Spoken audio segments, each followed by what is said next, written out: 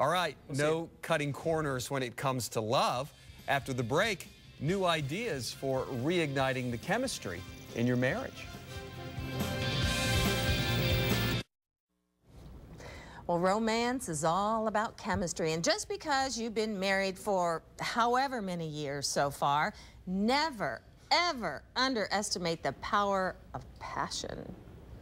Chandra Alexander is a life coach and author. Valentine's Day right around the corner. Everybody's got love on the brain. Chemistry. You got to go back to the basics. It's what draws us together, right? Right. We are hardwired for chemistry. That's my opinion. I don't care how much money somebody has. I don't care how wonderful you think somebody's life is. If you don't have that initial chemistry with someone, there's not going to be that attraction. I get lots of couples come to me, and sometimes when they're ready to split up, someone says to them, you know, before you split up, go and see Chandra just once. And when they come and see me, the first question I ask them is, look, I know now you don't have chemistry with her. She doesn't have chemistry with you. You're probably not being intimate and close at this time, but at one time, did you have that? If they say, honestly, it was never really great. You know what I tell them? You know what? It may be time to call it a day. Because it's very, very important in a relationship to have that connection. But can you get more chemistry? Maybe there's a little spark there at the beginning, and can the chemistry grow as the more you get to know that person? I don't think there's any question. I think, it can? Yeah, I don't think there's any question. I think initial chemistry is kind of in our DNA. We're kind of hardwired for it. But all chemistry says is it's worth a second look. And the key to keeping that chemistry alive is really intimacy, openness, closeness. Getting to know that person even more. Right, because there's no way that chemistry is going to go the distance. If you don't have that connection with someone over time, you just physically don't feel the same way about them. Even if you had it at one time. Even if you had it at one time. It can't. If you don't keep that. If you don't have that respect.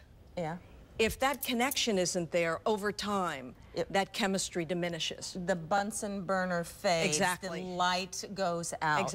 There's no question And about it's hard to keep that going, isn't it? It's very hard to keep it going because intimacy and connection is really not about the other person. If you wait for the other person to do it first, you always lose. What do you mean?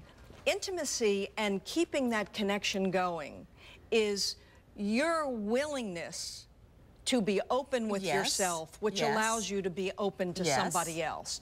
You have to, you know, love isn't something that just happens to you. You have to make it happen. You choose to love.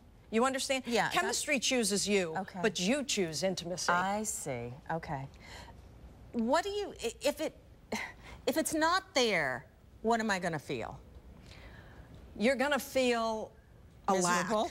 You're going to feel a lack because if ever once you felt that attraction and now you don't have it, you know what's missing. It's something that is so key to how we want to feel with someone. I know at times in my life when I haven't had that, I look around and it looks like I see everybody else having it, and it's like you want that. You know what's missing. All right. So that will be your first sign. Something's not quite right with my life. You know what? It's a no-brainer. You know that. We know it when it's not there. You know I guess you're right.